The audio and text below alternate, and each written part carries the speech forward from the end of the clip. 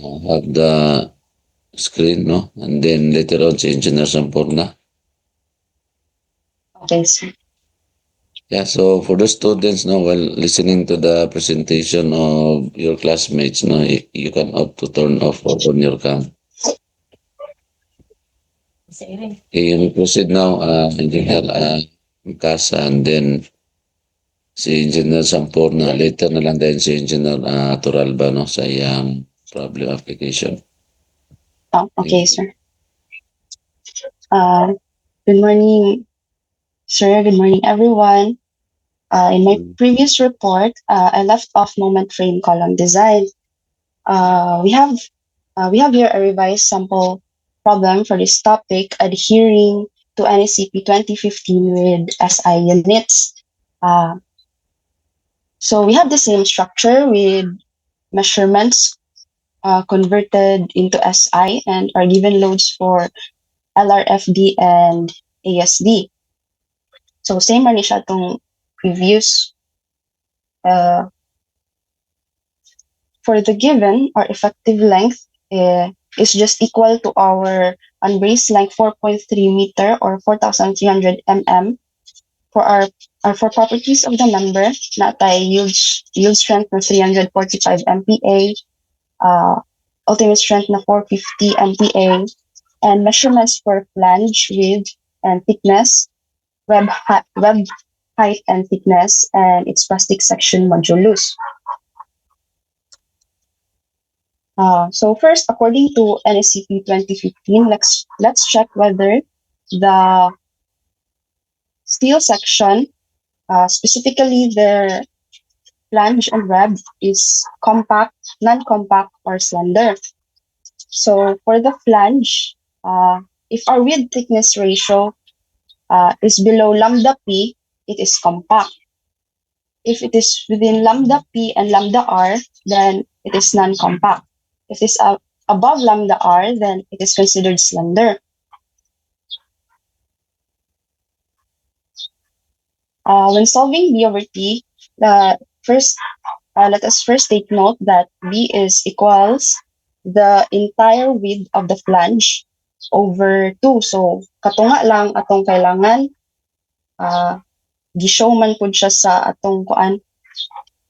Kaning nag-show man kung example ang atong kaning NSCP. Then, dividing that, we get 153.67 mm.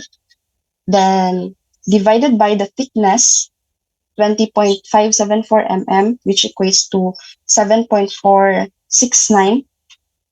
And our lambda p from this equation, we get 9.149.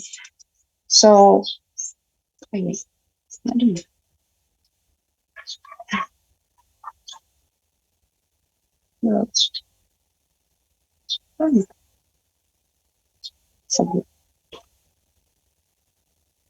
saan ito?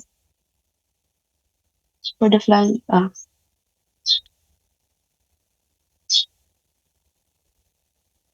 so, since ang atong B over T is less than lambda P, we can conclude that the flange of the steel member is compact. Next is the web check. Pareho lang sila ang concept sa flange check, except that wala na i-divide to ani. Kaya dito nga ba ang width sa flange. So in short, as is lang ang measurements nga given. So height over thickness, naatay 17.720, and solving for its lower limit, 3.76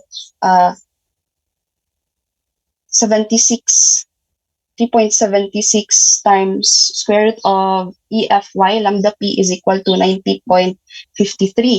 Clearly, ang height to thickness ratio is lesser than lambda P, which makes the web of the steel member compact.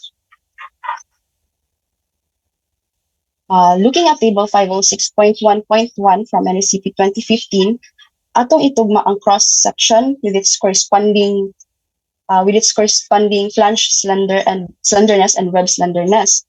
In this case, we use 506.2 with the limit states yielding and lateral torsional buckling. So why not kaning uban na section? Well, ang 506.3 Kaya sa flange slenderness pa lang, non-compact na siya. Ang 506.4, both slenderness kay na ay compact. Pero dili mao ang cross-section since ang atong gibasihan nga wide flange kay symmetrical.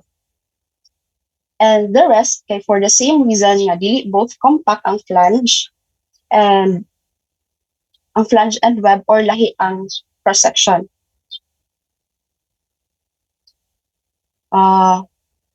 For yielding, simply solving for yielding, simply multiply Fy by Zx. We get our nominal moment equal to 745.2 kNm.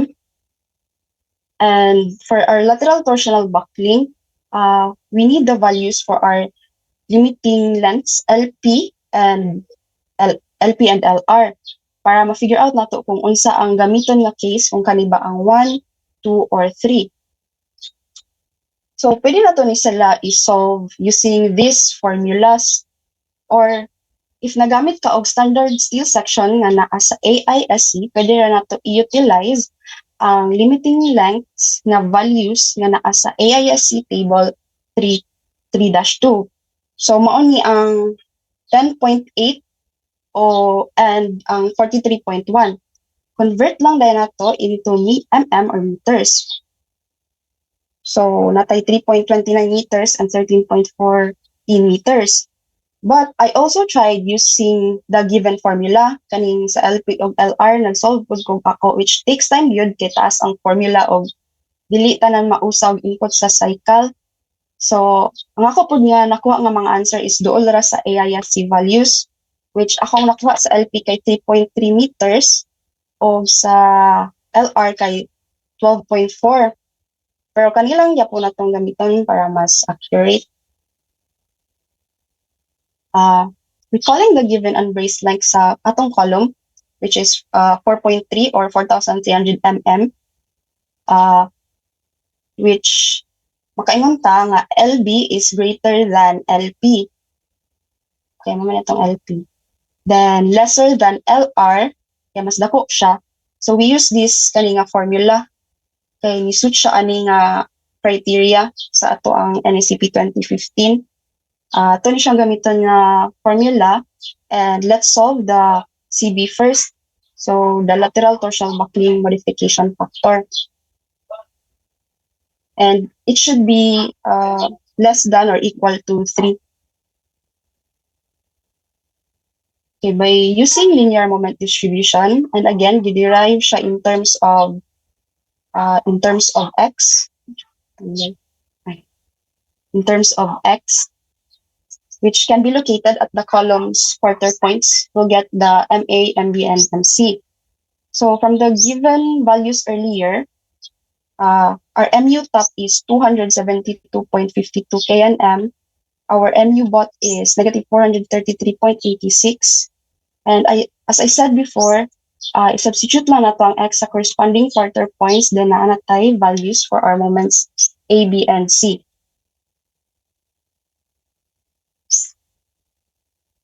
Okay, so ang x sa MA kay at quarter point of the unbraced length, which is 1,075 mm. This one, ang x sa MB kay center line sa unbraced length. So, gitunga ra siya, which is 2,150 mm. And sa MC kay at 3 quarter points, so 4,300 divided by 3/4, which is 3,225 mm. So by substituting all x's, nakakuha tag MA nga 95.93 kNm, MB nga 80.66 kNm, and MC nga 257.25 kNm. Also for our maximum moment, rekta ng 433.86 kNm because siya ang pinakadako. So same lang dahil ang pag-derive sa LRFD o sa ASD, nag-differ lang sila sa values. Now that we have the values for our moments, substitute na lang tagamit ang formula ni CB, and we have kaning 2.18 for LRFD and 2.20 sa ASD. Since nakuha naman na to ang CB, we're ready to solve for the nominal moment MN, kay since ang uban ani nga values kay present or nakuha na. So kaning SX, we already have the SX, the LB, LP, LR, and MP. So this equation, ako lang dayon sa remain ang variable nga CB, kay dili man sila same for LRFD and ASD.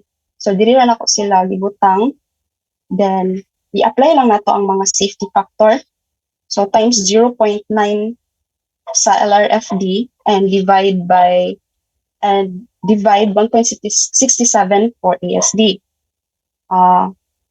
So mao ni itong nominal moment due to lateral torsional buckling, 1406.19 kNm for LRFD and 943.71 kNm for ASD. So then i-check na to ang plastic moment yielding sa wide flange 12/87 using AISC.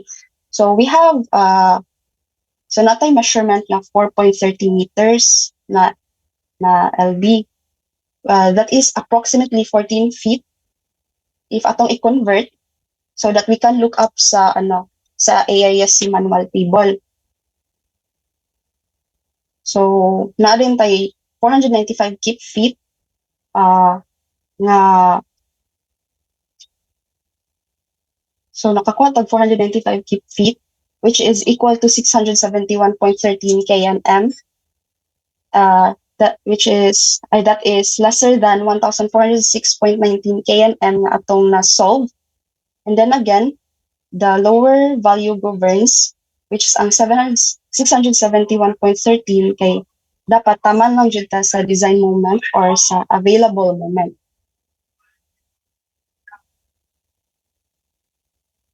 So next, in moment frame column design, we check the interaction of flexure and compression.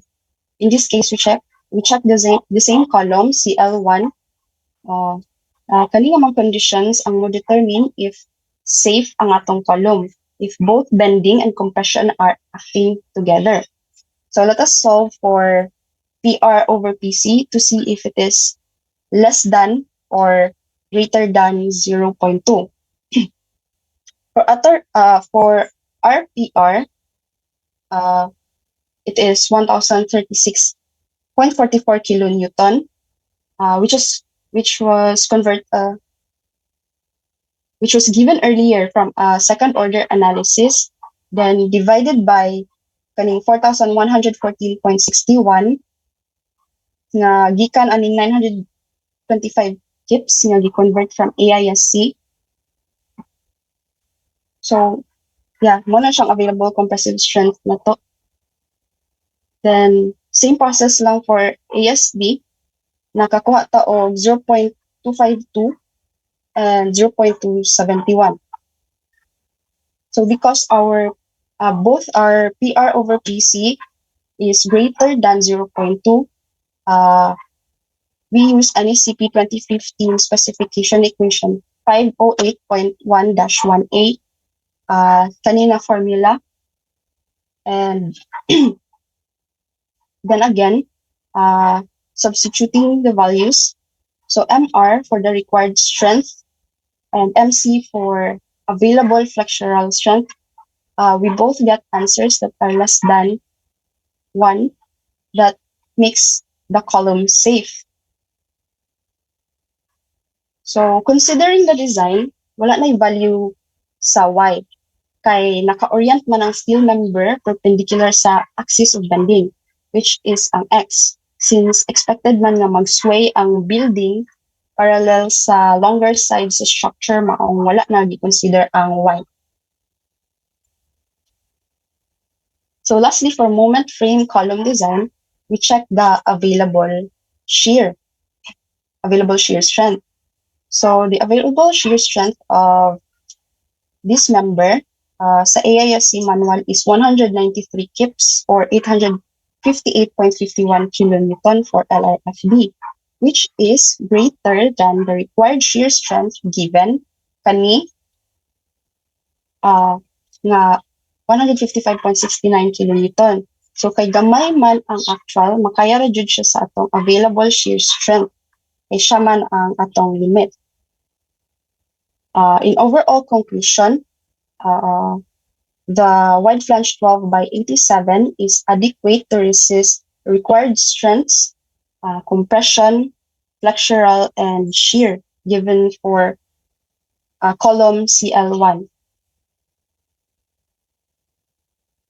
For moment frame beam design, we also have an example problem. Refer to beam BM1, which is dire kanira gyapon na figure. It is 9.10 meter long.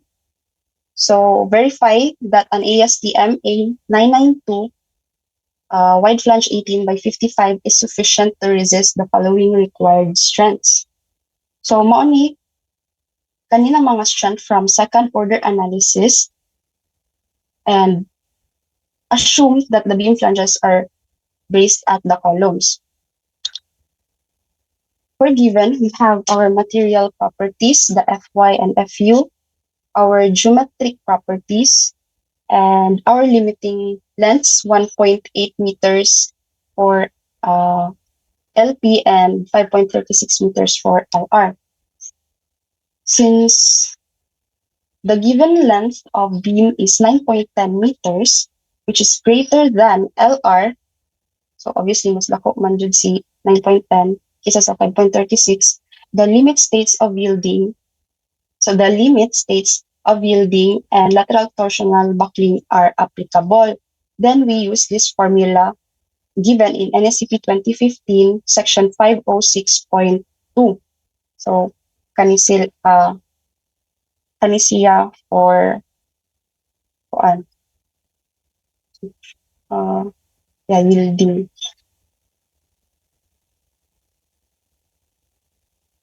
To start, solve for FCR by getting the CB first, since everything else is already given. So for this, I used AISC equation, C-F1-5 for convenience kay since given na ang tulo ka moments sa endpoints and midspan. So where M0 ang pinakadako nga moment, M1 ang moment sa other end sa unbraced length, then ang MCL kay ang sa middle. So going back sa given, kung sa LRFD ang pinakadako nga moment is negative 428.44 kilonewton meter. So mao ang atong M0. Then ang M1, ang other end sa brace length,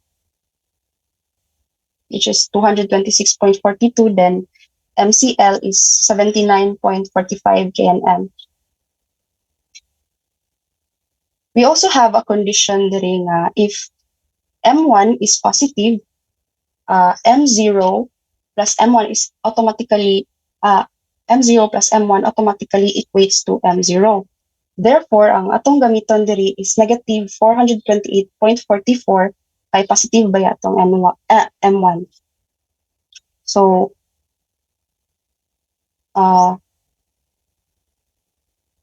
by substituting, we get 3.85 for LRFD nga CB and 3.84 for ASD. Okay, user note, gikan sa AISC specification section F2, ang wide flange 18 by 55 is compact daw for yield strength of 345 MPa. Since the requirement si NSCP 2015 na i-check ang slenderness, with this information, dili na ta mag-check So we then proceed to solve for the flexural buckling stress, FCR, which is kani, nakuha na to na 437.75 MPa, and gamito na to siya to solve for our nominal moment, which we get 704.778 kilonewton meter. So with this formula, phi B times Mn, we get 634.30 for LRFD, and Mn over omega B equals to 420.93 for ASD. Then we check for plastic moment yielding of the member, which kung sa 9.10 meter, it is approximately 30 feet. Then base lang sa table, ang 30 feet is 420 feet siya, or 569.444 kilonewton meter. So we compare na to siya sa kaning 634.30 kNm nga atong gisolve for nominal moment.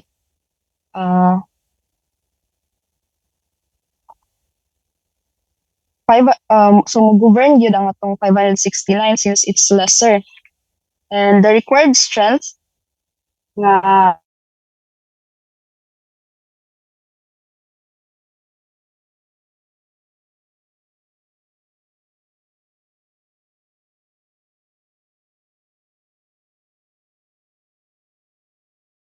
ni nominal ang design or required forces. So lastly, for moment frame beam design, we also need to check for the available shear strength. I-compare lang ang available shear strength from AISC manual, which is 212 kips or 943.02 kilonewton, sa required shear strength na 150.79 kilonewton, which mas dako jud ni siya. Makes it okay, meaning kaya niya ang 150.79 nga load.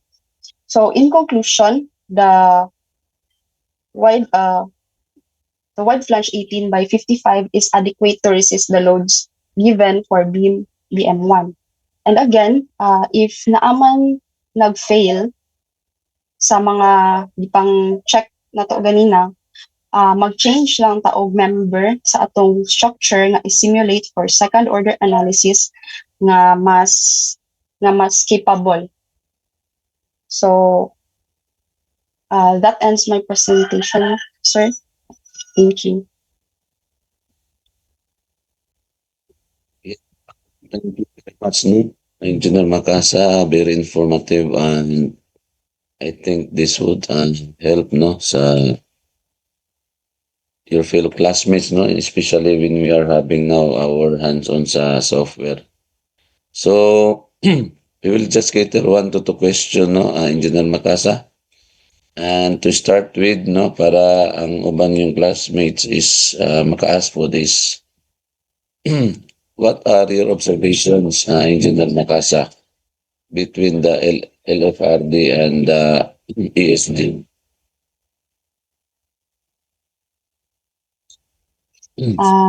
Sa akong observation, sir, kay kanang same na sila, sir, pero ay kanang lahi at first yung maglahi nga values ang murag hatag, pero at the end sa pag-solve kay mo din to kanang same ra ang mugawas. Yeah, with regards to the stress, what's the comparison or difference between ESD and LRFD? Mas lower si ASD, sir, kay allowable siya. And FD is? So, ang ESD is using the working stress design. So, allowable lang siya ang atong gina-consider allowable stress. And for the LRFD, Unsa man ang LRFD? We are using the ultimate strength design, di ba? Yes, sir, maximum. So, muna siya ultimate strength. So, that's why bigger ang atong values as you can see. You can go to the slide, Engineer Makasa, no, for information between the values of LRFD and the ESD. Asa mi mas dako? Mas dagko si LRFD, sir. So, Yeah, compared. because of, unsa kay reason? Because ang LRFD is using Ultimate, sir, or maximum siya din ang ASD kay since kay allowable siya, so manang gamay siya, sir. yeah, munang gamay siya. So, how about the treatment sa atong mga loads or loadings? What are your observation?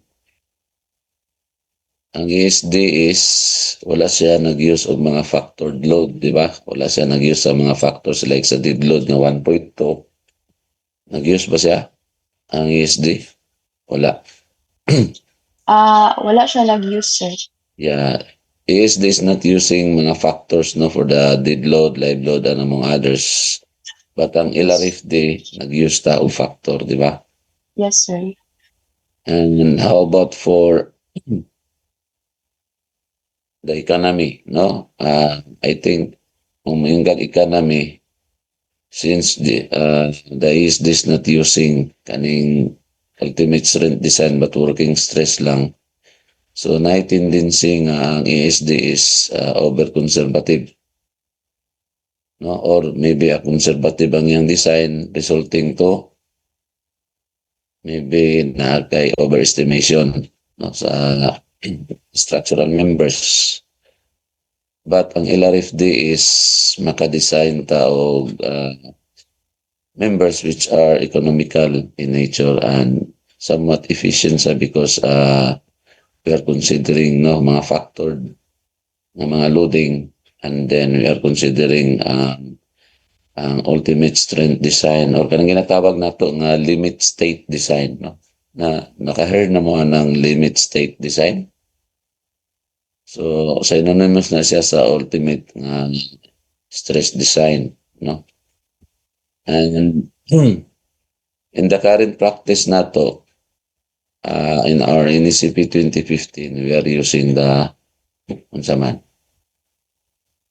we are using the LRFD no and graduate students. So in summary kani atong ESD kani atong ESD is somehow kuha ni siya deterministic ni siya ang iyang approach no deterministic in nature and conservative po ni siya no nga approach while ang LRFD is kung deterministic ang ESD ang LRFD is probabilistic no in the sense no nga probabilistic siya because it considers all factors no as mentioned ako kato mga factors sa dead load, factors sa live load, sa atong mga wind, no, sa atong mga earthquake o mga horizontal nga mga forces. Unlike sa ESD, no, which is a simpler lagi siya, wala mga factor and then limited siya because working stress design lang nga itong gina-consider. So, that is the gist no, of your presentation mga Engineer Makasa and thank you for that no because somehow we can relate no and relevant siya and appropriate sa ating end because you are using the code and you are using the units that we are also using now no ang ISA units. So I hope this presentation also helped other classmates of yours no for information because this will probably be a very substantial na material no in the future no para sa inyong mga design no Engineer Makasa. So it takes you some how many days to prepare this? How many days you prepare this one? Engineer Makasa. Murag ikaw ka murag narang kung murag 2 weeks man to ang sponsor pero kung ang days nga akong gilaan ani sir kay siguro nara sa 3 days, sir, kay busy. Busy kayo, sir. Yeah, at least you have one sample problem. O naman na Yes, sa sir. importante nga na-share na to sa atong mga students o sa imong mga classmates, no, using the code. So congratulations, no, for this presentation, Engineer Makasa. Very informative and useful ni siya sa future ninyo ng mga endeavor, no, as a reference. Okay, so Thank you, sir. thank you, and kindly also upload, no, Engineer Makasa sa Google Classroom as a material na as an addition or supplemental na material, no, sa imong topic. Okay, sir. So let's proceed, no, and let's have Engineer Sampurna. So kindly take the floor if you are ready share your presentation.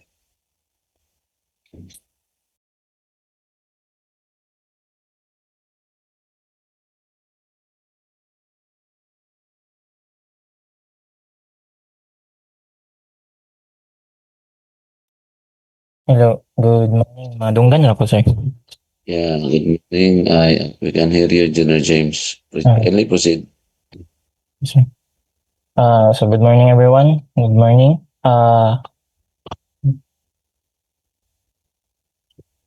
I'll be reporting moment frame connections and special moment frames. So, a moment frame connection is the rigid joint between a beam and a column in a moment resisting frame. Instead of just transferring shear like a simple or pinned connection, a moment connection is designed to also transfer bending moments and axial forces between the members. This makes the frame act as a single continuous unit when resisting lateral loads. So these are the characteristics of moment frame connections. Ang first is ang rigidity. They restrain rotation at the joint unlike sa simple or pinned connections. So ang moment frames kay ideally continuous jud na. So refrain from splicing sa joints kay dira jud usually ang pinakadakog ma-experience nga moment. So ang next is ang continuity. The beam and column act together to resist loads. Next is ang load transfer. They transfer shear, axial force, and obviously sa moment frame kay bending moment at joints. Usually at joints din na sila. Next is ang fabrication, which is achieved either by welding, bolting, or combination of both. So recall, tatong example ni Engineer Makasa, ato lang analyze ang joint JT1. So muna itong given. So design a bolted flange plate, fully restrained moment connection between BM1 and CL1.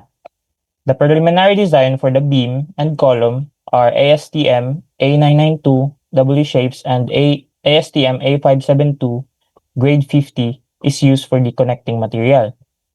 Use group A bolts with threaded condition N and 70 KSI electrodes sa welding.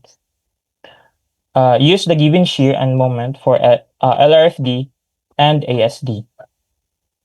So, solution, mas better if ato sang i-kuan ang mga given and ang iyang properties. So, muna ang properties sa material ASTM grade 50, which is ang FY is 345 MPa and FU is 450 MPa. Same goes sa ASTM A992. So sa bolts, nagamit tag table J33, makuha na to ang iyang standard diameter sa iyang hole, in this case 15/16 inch. Nagamit lang tag inch dani kay mostly commercially available nga bolts kay naka-inches. Ato lang ipang-convert to mm para maka-follow ta sa metric kay mostly CNSCP ga-follow man sa metric. So then we have the geometric properties of W18 by 55 as shown. Makita rin siya sa AISC or ma-search siya ang mga properties depende sa steel member or sa section. So, okay, so nahuman naman ta sa atong mga properties. Ato sang i-check ang flexural strength ni beam. So ang kalhainan kay nag-solve naman si Engineer Makasa sa flexural strength sa beam katong mga moment. Ang kalainan dani is ato nang gi-consider ang connection. Nagbangag naman tag bolts.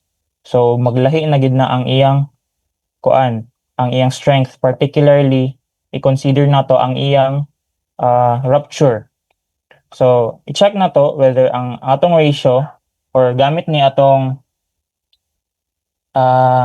provision sa NSCP 2015 na ani sa chapter 5 sa mga members, check na to whether ang atong ratio sa FY and FU is less or greater than 0.08, 0.8 rather. Pero sa kani nga case, ang FY na to is 345, ang atong FU is 450, which is equal to 0.7667, which is less than 0.8. And if less than 0.8 ang ratio, according sa NSCP, ang atong YT lang nga gamiton nato sa equation dayon is 1.0. So if musobra ang imong ratio, say mga 0.81 or 0.82, 1.1 ang imong YT. Next, solve na to ang AFG simply sa width thickness kay area man ni sa area gross man ni sa flange. So ang width sa flange and then thickness of flange ato lang multiply. So we get this value 3060.192 mm squared. Next sa AFN ato lang i-substitute i-minus ang kay two lines man ang atong bolts, duha ka linya ang atong bolts, which is i-times lang atong 2 ang atong diameter holes in mm mo ni siya. So ang atong net nga area sa flange is 2247.39 mm squared. So calculating ang kaning duha ka equation kining FUAFN and YTFYAFG, ato na i-calculate and ato din silang i-compare inside dako. So since ang atong FUAFN is less than YTFYAFG, ang giingon din sa provision magamit ta aning nominal moment nga equation. Kay mo maning nasa NSCP. Musunod na lang tani. So next is atong ipang substitute ang mga values gamit tong provision. So ang FU butang din FU na ay FU dari 450 ang FU dari. So mo ni din siya ang nominal moment, then the flexural strength dayon gamit multiply lang dayon taog katong mga safety factor for LRFD, multiply tag 0.90 and divide dayon taog 1.67 sa ASD. So ang atong ang atong mga values is greater than the allowable and the ultimate. So okay siya. Next is kay human naman tag check sa atong flexural strength sa beam, particularly sa iyang flange. Next is ang single plate web connection. So we used 5/16 inch thick nga ASTM plate and 7/8 or 7/8 inch diameter group A threaded condition N. kining sa right mo ning duha ka thread condition. X ug N makita ninyo siya sa AISC. Ang kalainan nila is si thread condition N, ang iyang thread kining thread na I find ug course thread is included sa shear plane. So mo ani siya. Included siya sa shear plane, mo ning shear plane. Meaning ana usually kay wala na nato gi-account ang strength sa shear or dili kay ka focus ta sa moment. And ang gina-research pod nako usually personal preference na if i-include nimo si threaded or si thread sa imong shear plane. So next is pangitaon na to or i-determine na to ang available strength sa single web connection. Makita ra po niya siya sa AISC which is 243.76 kilonewton for LRFD and 162.78 kilonewtons sa ASD. Compare na to siya sa atong ultimate force which is ultimate and allowable which is okay. So the beam web is acceptable by inspection. Kay gi-check man nato ang atong single plate, mas nipis si single plate kaysa kang web. So meaning maka-conclude ta nga safe na atong beam web kay mas thick man si beam web. So kay na-check naman nato ang single plate nato nga web connection, sunod nato ang i-design ug analyze kay ang flange plate. So ang flange plate, so let's determine the required number of bolts in the flange plate. So usually ang under sa kang NSCP nga connections or fabrications kay gina-refer niya ang ASTM and ang mga provisions under ni AISC. For this case, magamit lang sa aning mga equations 12, 1A and B. So substituting the values nga nakuha nato gikan dare, gi-convert naman dayon ni siya. So ang atong ultimate force, ultimate strength nga naa sa LRFD is 931.92 and ang sa atong ASD is 625.20. So sa AISC manual kini siya mo ni siya ang force per bolt, ang iyang strength per bolt. So in determining the minimum number of bolts, i-divide lang nato si atong allowable o ang atong ultimate sa kang kining strength per bolt. So makakuha din tag atong minimum number of bolts nga 8.62 and 8.68. So kay naa naman tayo minimum number of bolts, pwede ta mag-design let's say 10 bolts para sa atong flange plate connection, but dili ta dapat muubos dani. So next is we solve for the bearing and tear out beam sa flange. So na naman tayo katong 10 bolts nga atong na figure out last slide. Ato dayong ikuan naman tay duha ka provision sa bolt holes based on bolt spacing and based on edge distance.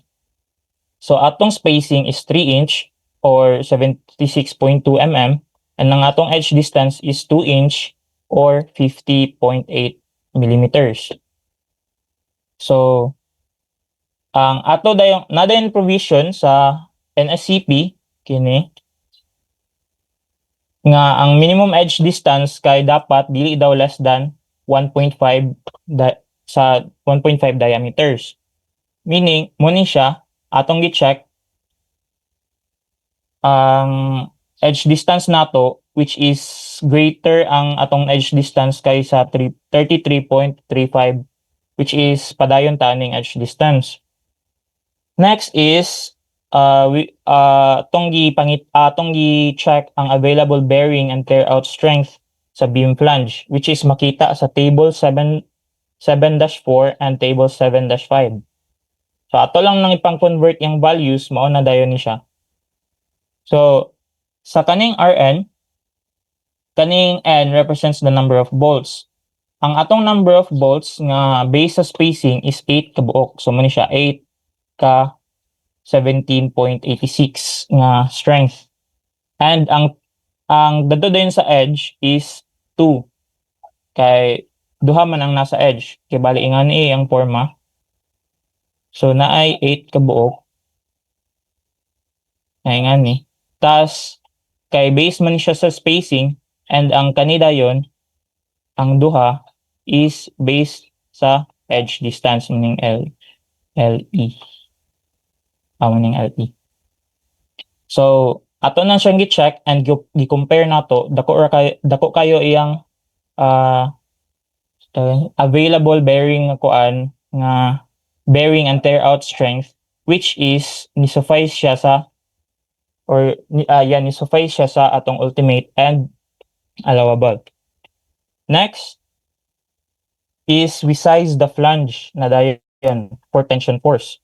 Kay since nag-deal man tag moment sa mga joints, crucial nga i-determine nato if mag-suffice ba ang strength sa atong flange plate, particularly sa iyang tensile strength. Using the formula minimum thickness, ultimate load sa flange over Fy times Bp and its safety factor na dayon. We get the minimum thickness of approximately 0.58 inch and kini dayon para sa ASD. So kay 0.50 man siya, 0.59, we use greater. So pwede ta mag 0.75 or kaning 3/4 inch nga thickness. So that is 19.05 mm para sa atong metric. So next dayon is ang atong Rn. We use the equation sa Rn we use the equation to solve for our nominal tensile rupture strength of our flange plate. So we get Rn equals 1,306.45 kilonewtons. Multiply lang din tag 0.75, muni siya ang atong dili siya 0.9 kay muni siya ang atong para sa muni siya atong safety factor para sa bolts nga nakakuan og nakaano og nagamit og rupture strength. So sa ASD is 2 ang iyang safety factor instead of 1.67. So muni siya ni-check out siya okay. And ato ni siyang gi-compare sa atong allowable and ultimate load. So muni siya. Ni-check okay ra siya ang atong thickness. Next is determine nato whether viable ang 19.05 nga thickness by 203 mm wide nga flange plate using the same formula sa pag-check sa atong beam flange. Mumani siya nga formula ganina katong number of bolts kay kuan man to ganina katong flange plate. Ang karon is ang flange plate yun connection ay sa beam flange din nila dili beam flange ni siya. Ang kini dayon is sa flange plate. So muna yung dimensions sa flange plate, same ra nga pag-solve dadto sa beam flange which is ni checks out na pod nga okay. Next is figure out nato ang next is i-check nato whether ang flange plates or ang beam flange nga mga block shear. Mao ni ang possible cases, kini sila case 1, case 2 and case 3 nga mag-fail sa atong connection due to block shear. And we'll use NSCP 2015 specification equation kini siya. Kini nga equation kaning taas. In verifying if viable ba ang atong connection. Next, muni sa para sa plate flange for block shear rupture. Kaning naka-red mo ni ang tensile rupture. Kaning pink mo ni ang shear yielding. And ang shear rupture mo ning blue. Notice nga ang kaning nga equation kaning naka-parenthesis, makita ni siya nga available strength sa AISC manual. So gamiton lang utilize lang na nato, mag-multiply lang na yung tag thickness para ma-cancel out ang thickness. Kay same raman ni siya nga term dari sa equation na to. So makita rin ni siya sa AISC table if advisable ni siya nga magamit mo ni if or utilize niyo siya if magamit mo og kanang standard sa AISC. Kay ga-refer man pud si NSCP kang AISC. Ato lang meters or metric. So substituting this value diri sa atong equation, we get ang atong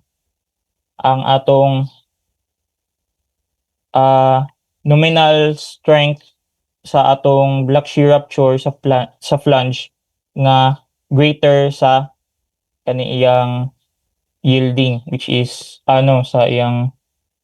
sa shear, so which is okay ra.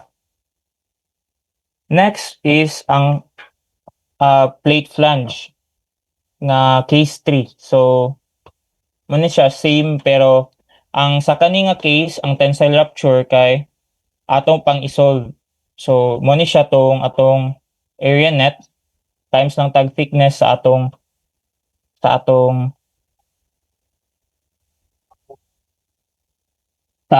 times ng tag thickness sa atong width. So mo ni siya ang atong area net minus din ta sa holes, which is 1.5 kay dili man na siya included.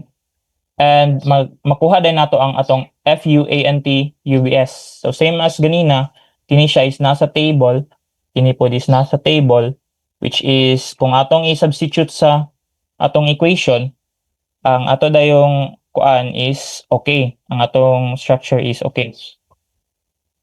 Or mag-govern nato dari kay ang kining lower, which is kung atong i-check sa atong ultimate ug sa atong allowable, okay siya.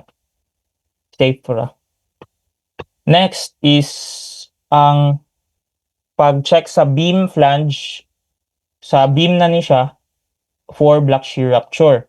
So isa ra ka buok ang possible case nga mag-fail si beam rupture kay dili siya pwede mag-fail diri sa tunga kay naaman ni siya web kini diri nga line ni siya web. So almost highly unlikely kayo nga mag-fail siya diri sa middle. So isa ra ka case ang atong i-consider for beam flange. So that is makita ra pud ni nato siya sa mga tables. Substitute lang dayon nato siya sa atong equation and multiply ta og thickness para ma-cancel out ni sila. Then we get our nominal moment nga 1900.16, which is greater sa atong ultimate nga load. So next is we check for our flange plate for its compression force. So solve nato atong slenderness ratio, ilan naman to ni slenderness ratio, and we use k equals 1.2 kay na dire kini siya.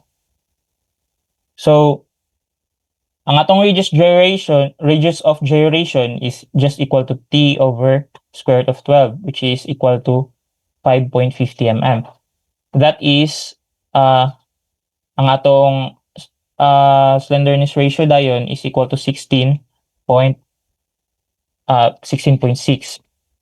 So because lesser ang atong slenderness ratio sa 25, magamit na to si NSCP nga provision. Kung less than siya 25, magamit ta ani nga formula for its compression force. So if otherwise sunod lang dahil mo dali sa kaning section 505 daw. So atong i-compute mo ni siya, ato lang i-substitute, we get RPN equals 1,335.48 kilonewton. Multiply lang dayon ta og safety factor para kang LRFD, divide tag safety factor para kang ASD, we get 1,201.93 kilonewtons para kang LRFD and 799.69 kilonewtons para kang ASD, which is ni check sila nga okay kay mas greater sila sa atong allowable and ultimate. So makakonclude din ta kay na-check naman nato tanan, acceptable ra si 19.05 mm by 203.2 mm. That is kung magamit mo katong English, 3/4 inch or 8 inch nga ASTM 572 grade 50 plunge plates. So next ang atong design sa weld or welding. So kani siya sa nagtanong sa NSCP, usually ga refer ra pud si NSCP kang AISC or mga AISTM nga standards. So sa directional strength nga gi-use nato kay ang katong length sa atong weld is 8 inch. So muna tong gamiton para sa atong next nga formula, which is kini. So ang minimum daw nato nga weld size kay PUF over 2 times 1.5 times 1.392 times length din sa atong weld. So ang atong weld, so kani nga equation, ang atong answer is 1/16 of an inch. So ingani siya, inch. Therefore, ang atong gamiton nga size sa weld is 1/2 inch or 12.7 mm.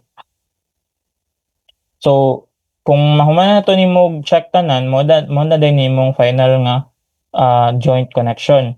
Naa diri ang kaning flange plate, mao ni ang single web connection, and naa diri imong welds, naa diri, and diri pod isa pod ni ka welds dari. Pati dari.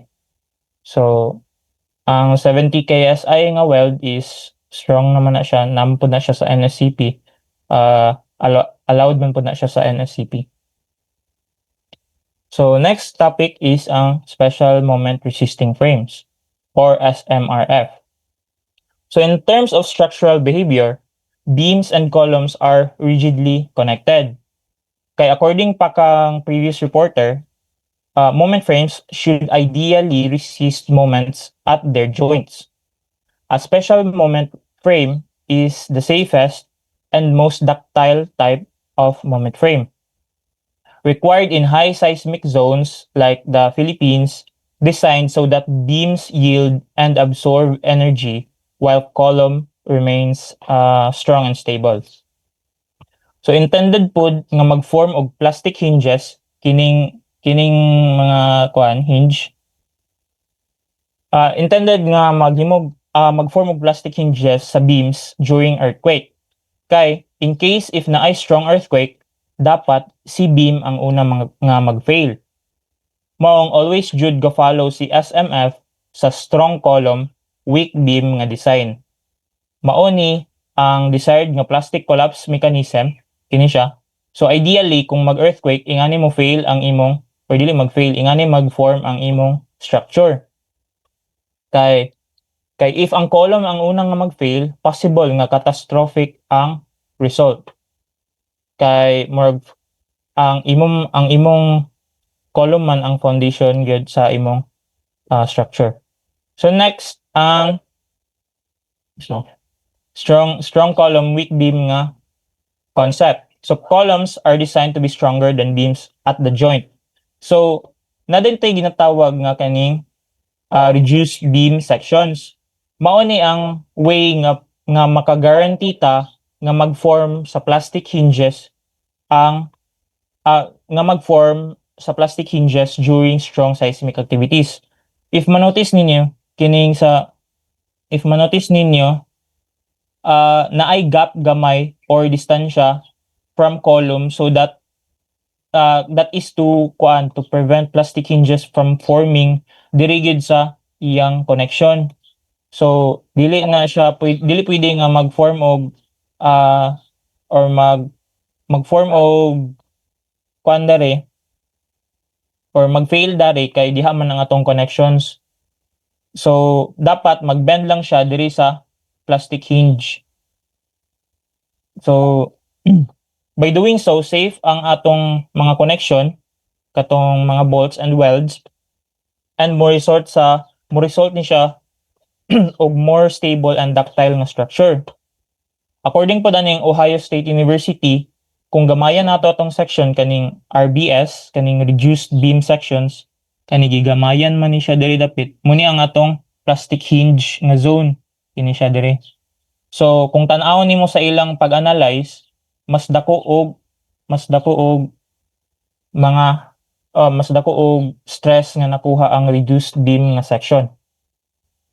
So in terms po dayon sa key differences amongst the three types of moment frames, ang kato natay OMF, natay IMF, and special. Ang kaning OMF is ang ordinary, IMF is intermediate, and SMF for special. So OMF has the lowest ductility amongst the three, and ang pinaka-highest dayon kay ang special. Same as sa detailing. Minimal ang kang ordinary while extensive ang kang special. If manotice ninyo, ang intermediate kay somewhat middle ground ni ordinary and special. Sa seismic performance naman, halos sa mantanan moment frames kay ductile, but ang pinaka-highest jud kay ang special moment frames kay specifically designed man gud ni nga moment frame for strong earthquakes. Next is ang seismic performance. Ang seismic factor. Makita ni nato siya sa table 208.11b under section C. Under section C ani nga table di ay para dira nato makita ang atong seismic response factor kini under section C. Makita nato ang mga seismic response factor for moment resisting frames. So ang response modification factor R is a coefficient that represents the ability of a structural system to absorb energy, dissipate seismic forces through inelastic behavior, and redistribute loads without collapsing. As you can see, if imong structure is designed as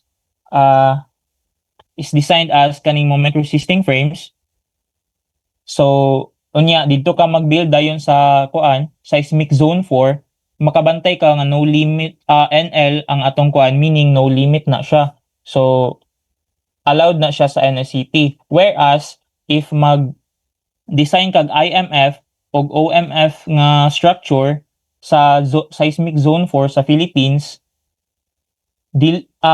NP ang nakabutang, meaning not permitted. So dili siya advisable nga mag-construct kag OMF and IMF sa zone 4 sa Philippines, which is unfortunate kay ang seismic zone sa Philippines duha ra ka buok, zone 2 and zone 4. Mo ni siya. So if mag-construct ka diri, dili ka permitted nga mag-construct og IMF og OMF according kang NSCP. So sa zone 2, okay ra ka diya mag-ordinary. Pwede ra pod ka mag special if kwartahan na kay ka. So next is moday ni ang mga near source factor. Mo ni siya ang provisions if mag-construct kag structure duol sa mga fault lines or kanang mga naay grabe ka active nga seismic activities like earthquakes or volcanoes baka or fault lines, isa pod na siya nga i-consider. So next are additional load and moment bearing members. So si shear walls provide additional resistance against lateral loads. In special moment frames, shear walls can be incorporated within the building's layout to enhance its overall stiffness and strength of the frame system. Makatabang niya po na siya mitigate sa atong moment. Next is ang diaphragms.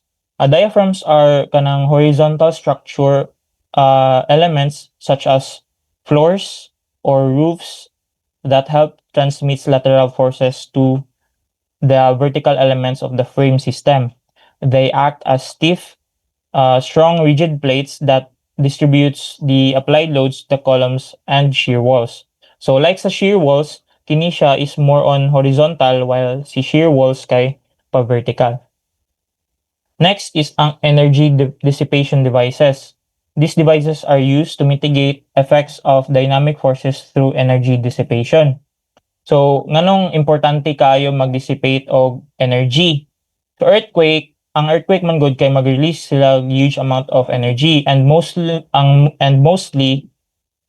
buildings kay mo receive yun og energy. Dili man good makalikay si building nga mag-receive og energy. So, either iya tong i-store or iyang i-dissipate. If ang atong energy kay iyang gi-store or dili niya ma-dissipate, ang structure nimo is mag-remain na siya nga stressed until nga mo fail. So, ang katong mga brittle nga elements may suddenly fracture or mo collapse lang siya without warning. So, muto siya if dili nimo i-dissipate ang energy. Pero pag imong ma-dissipate ang energy properly, certain parts of this structure kay mag-yield, mo deform lang siya. So, mas preferable if ang imong structure kay mag-bend and dili mag-break. Mura na mutong naay concept nga strong column weak beam kay okay ra nga mo deform si beam kay if permitted pwede pa na siya nga ilisan kay isa ra man ka section lang ma-fail sa iya. Kay kung ang column nga mag-fail, possible nga katong mo sudden lang siya mag-fail nga walay warning. And that is all for my report. Thank you.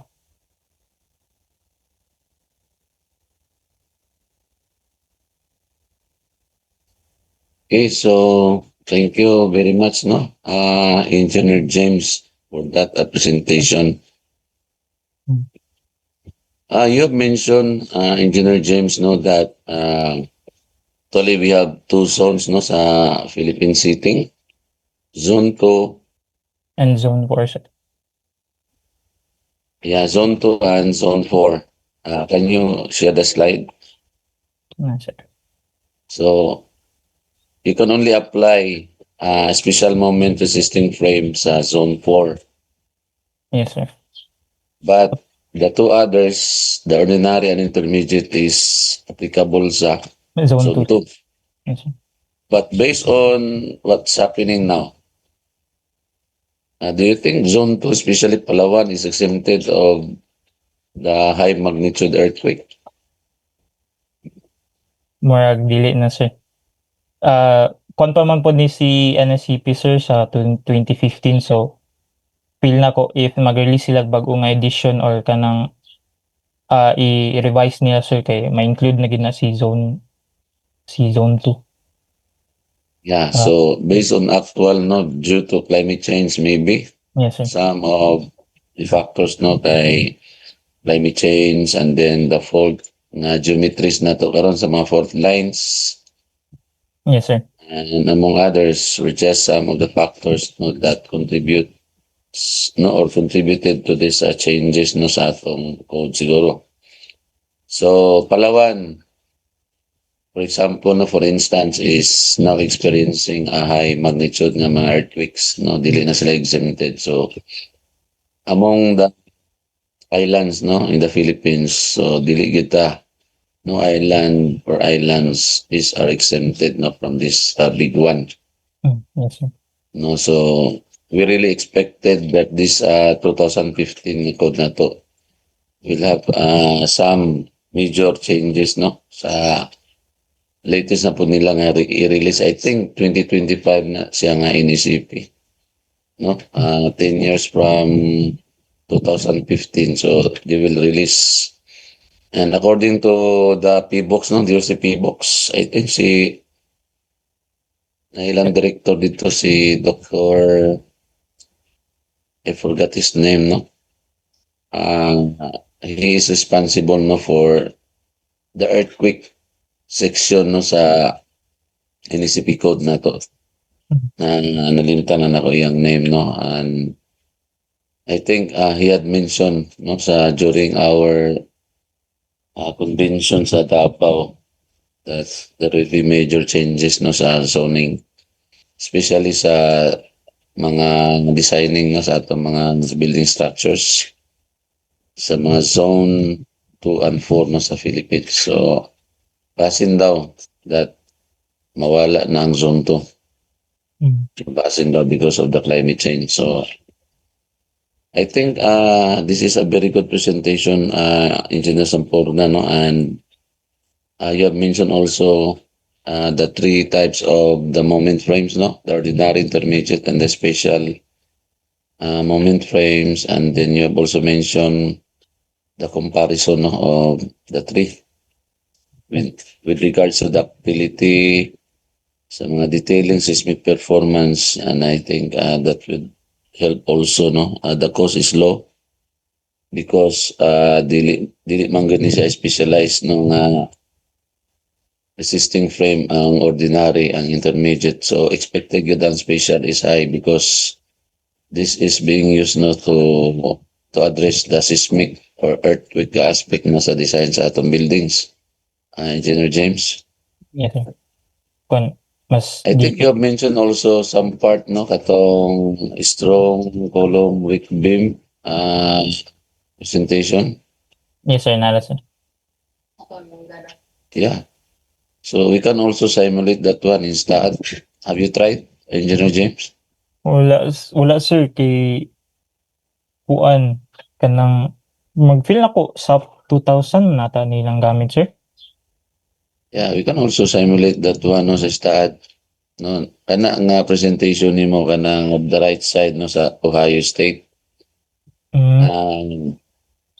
Having that legends, no, nga bicolor coding sa stress or stresses, no, sa atong mga structural members, we can also do that in stud. Ay, Maybe partly, no, before the end of the sem, no, we can have a bit of that, no, presentation. okay, sir. Okay, sir. Yeah, I think it's a good plastic hinge zones on the column panel. So briefly, sa mangyud ang concept sa strong column o weak beam? Kung sir, mas ideally nga mag-deform lang si beam, sir.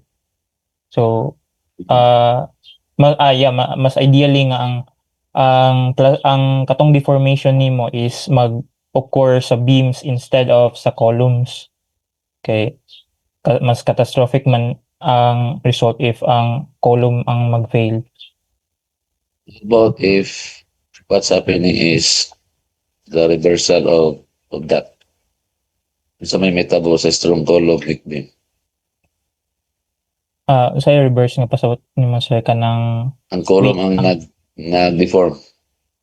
kuan sir. So may matawagan na nga concept. Weak column, sir. Weak column, strong beam. Strong beam, weak column na. So nabali na. Yes, sir. So which is unacceptable, no, sa atong field sa engineering. Unacceptable. Ang acceptable gid sir kay ang strong column weak beam according sa NSCP. I think makikita ka mga design, no, karon sa even sa Cagayan nga wala na coincide sa strong column weak beam. And you see some structures. Wala ko ka-notice ba, sir? Yeah, so we can see some structures in Cagayan, no? Not to name drop na lang, no? But there are some structures here nga medyo instead nga natay strong column and weak beam, nga principle or concept na bali.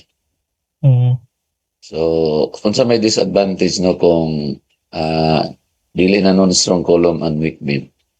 Ang disadvantage ana is kung mo-fail ang imong beam. So, abrupt no ang pag gitawag nato abrupt ang So, fail. damage ang failure no sa atong structure. No? So, wala pa kay mga signs no before na maka-escape pa ka sa maybe sa failure sa building. So, collapse din na siya. Mm. No? Total collapse din na may tabo just in case nga na kay weak column, strong beam na noon ang naitabo sa imong design.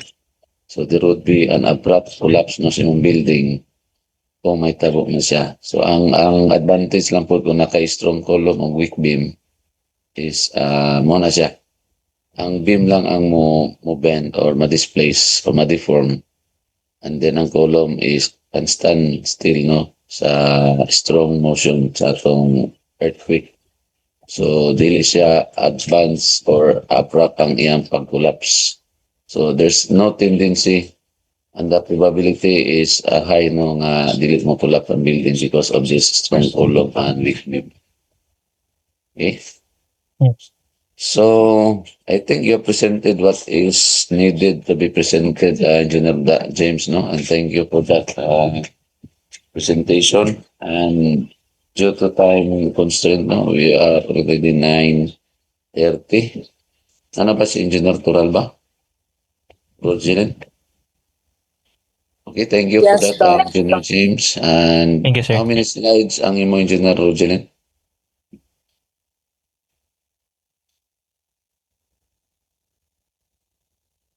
Pila kay slides siya, Engineer Turalba?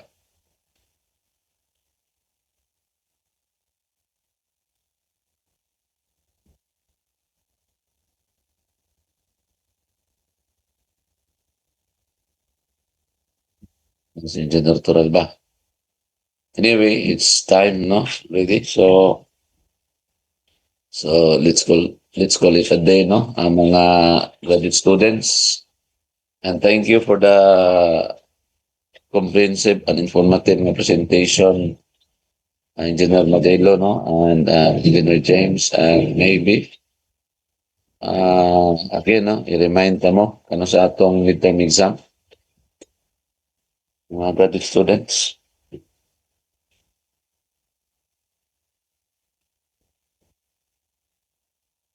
Good morning, Doc. Is it my turn na, Doc, sa report? Let me share. Yeah, the midterm exam is happening on October. No, for the information sa wala last time, no? October 11. Hmm. So we will see each other no sa school face to face from 9 to 12. For those who wanted to start earlier, no, so you can start as early as 8:30 no, sa October 11 para sa atong midterm exam. And then ang coverage nato is from topic 1 until sa kaning topic ni Engineer James, and all are based no sa materials given from the presenters. So dito na ako ng mga questions. So napod tayo mga part dito nga mag-discuss mo. A discussion part of a certain topic, tapoy identification, and lastly, as mentioned no natay a bit of